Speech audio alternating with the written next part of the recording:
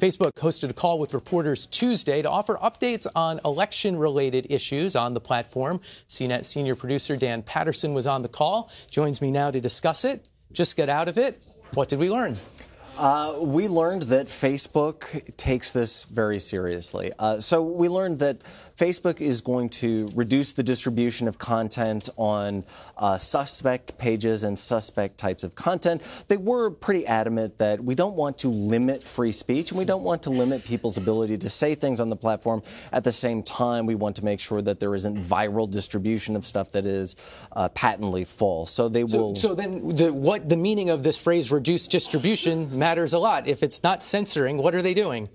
They are reducing distribution. So this means people won't see it, right? Or so few people will see it. This means the algorithm that defines newsfeed, the primary content that you see in Facebook, they will make sure that that content is not seen by anyone outside of core interests or people who are deeply engaged in that. But unfortunately, the company wouldn't really go into specifics about what is fake news and what fake content or fake pages are, and how to reduce the distribution of that. Now, they are in a really tricky situation because they don't want to, if you post something that could be not necessarily intended to be false or fake or part of a coordinated effort, they don't want to reduce the distribution on that, but at the same time, they also don't want that stuff to go viral or be at the top of your newsfeed. So we're kind of left with this reduced distribution language. And there's still this question of what crosses that threshold to be reduced. They said, I guess it was a week ago, kind of, we don't want to be the truth police. We're going to leave this to fact checkers.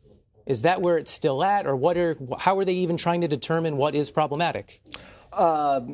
AI.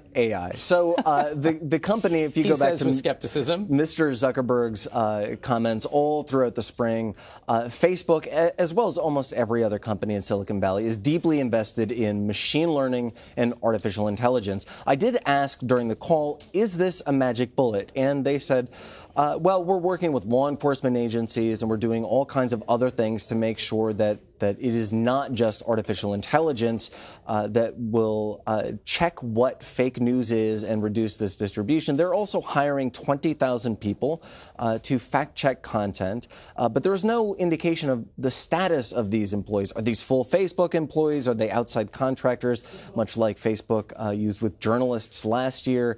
And there's no indication of the pay level, what kind of employees are they and what kind of training these people have. So at the end of the day, we are left with this word, artificial intelligence. Now, those of us in tech try to distinguish what AI is.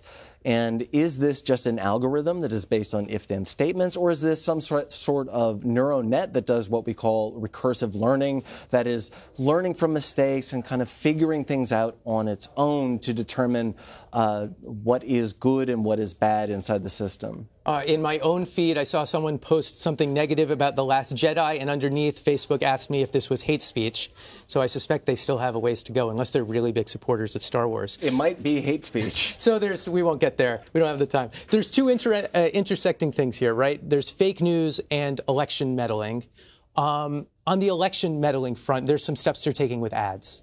Yeah, so Facebook is going to create a database with the last 7 years of election advertising, and this will have what we call an API. That's an application programming interface. And the tech jargon aside, what this really means is that we can put hooks into this. Other companies will be able to extract some of that data and analyze that data.